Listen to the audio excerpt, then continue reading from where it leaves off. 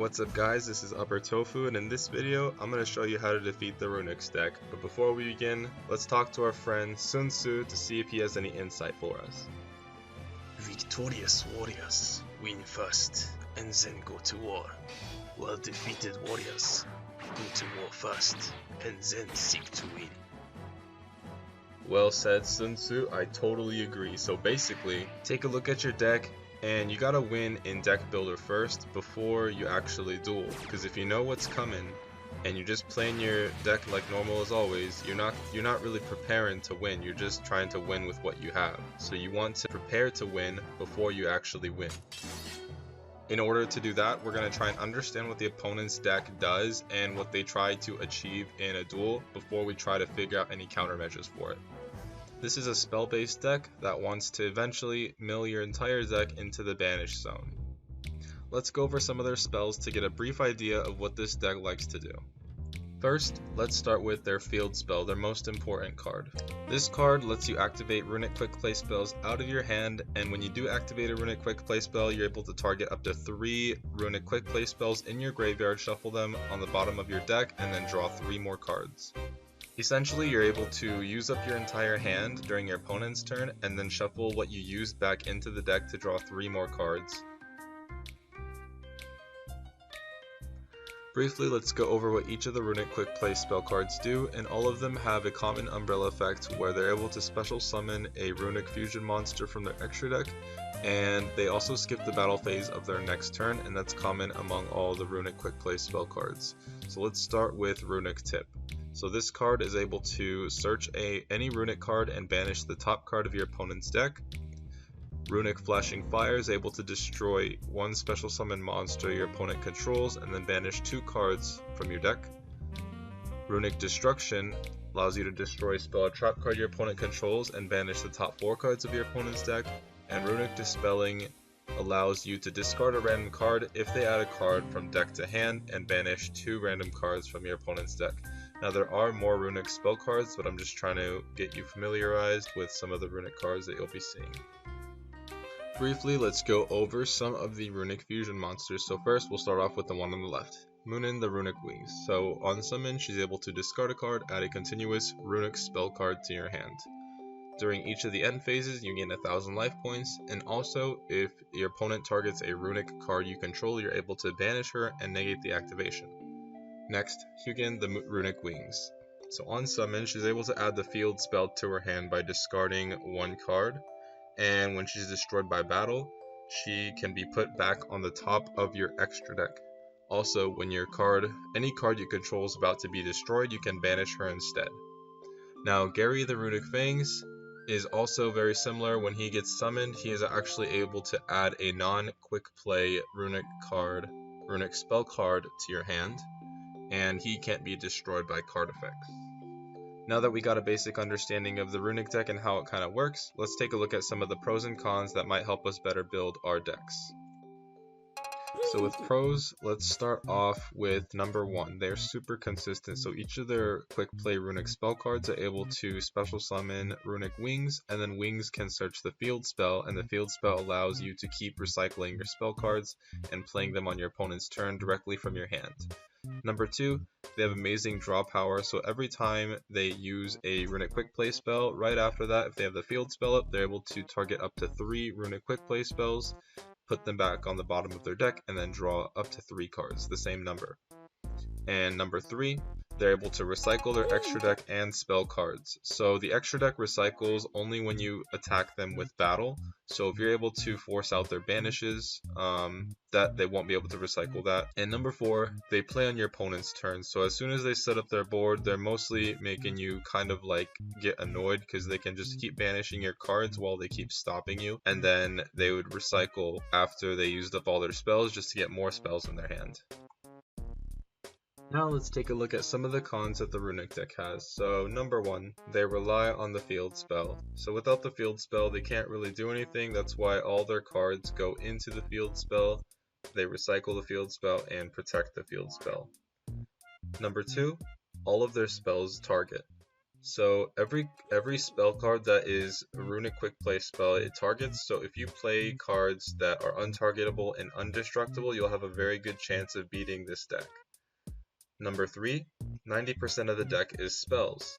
So if 90% of the deck is spells, you'd want to have lots of spell destruction, banishes. You also want to, if you do, you could also play Secret Village of the Spellcasters if you do play a spellcaster deck, and that'll completely shut down this deck.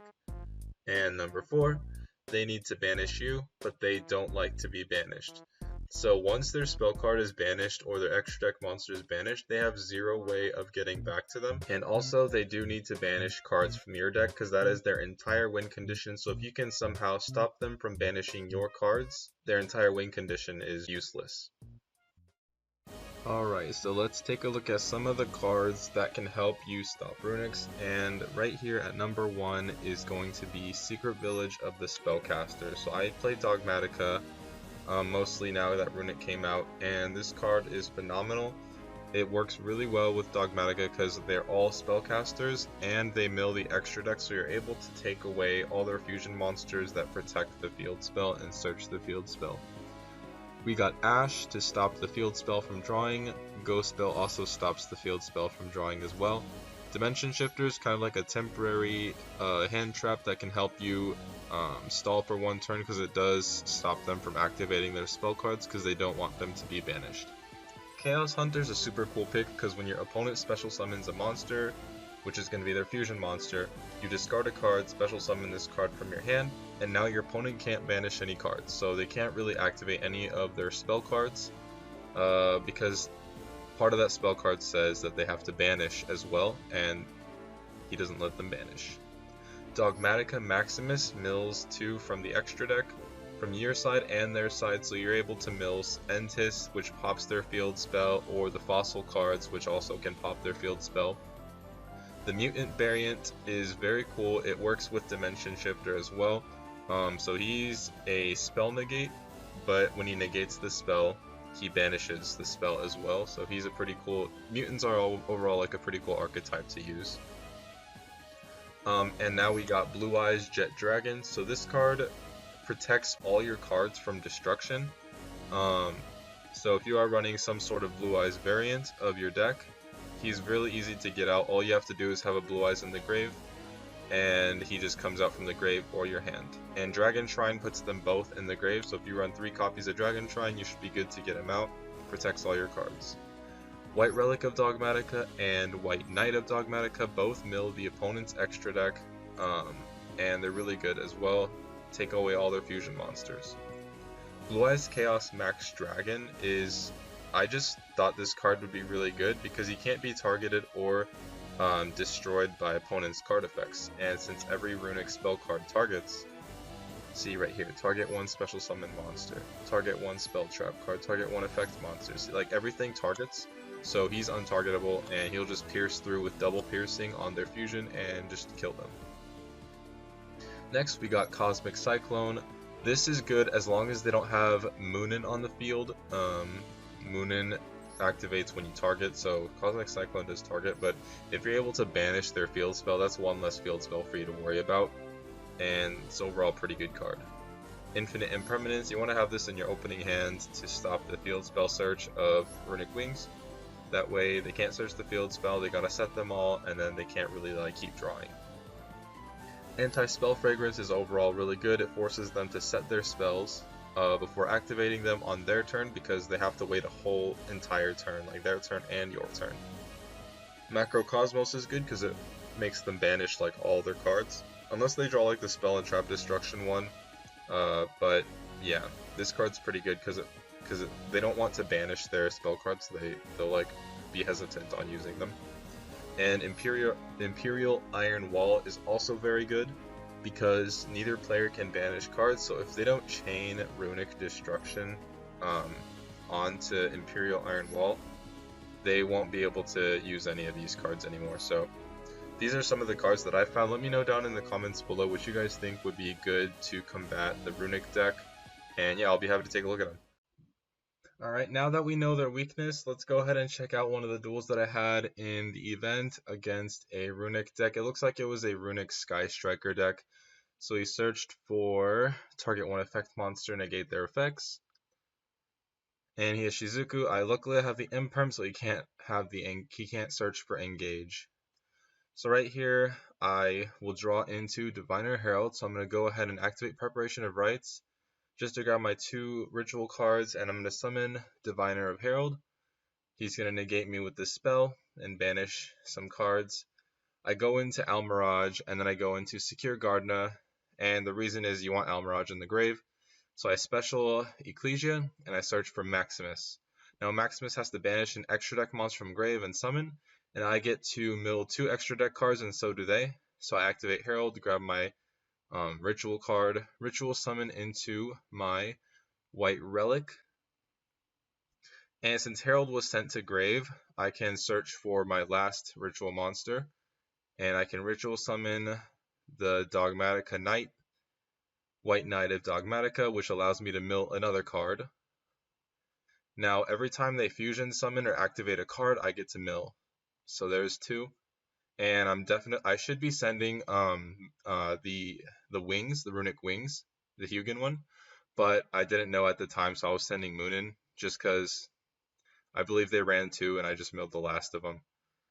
So yeah, every time they activate a card, it's once per turn, or fusion summon a monster. And this is all during my battle phase, and I didn't get destroyed by battle because my ritual monster protects level 8 spellcasters from battle. I search out a Flordelis, which is a monster negate, activates Allure. That'll proc my White Knight of Dogmatica and my White Relic of Dogmatica again, taking away all his wings from his extra deck. And I have Entis to pop that card, and I negate it with my Flordelis because that card initially can't be destroyed by card effects. So I'm just cycling through all his extra deck monsters right now. So he's negating all my cards, summons his last wing, which protects his field spell, and if something were to get destroyed, she can banish herself instead. So all their deck does is like banish, so if you're already established and you don't really need anything else, they're kind of in a losing situation. So I mill 2 more. I try to pop the field spell, he banishes himself, and then I just go for the attack, gain 500 attack for all Dogmaticas.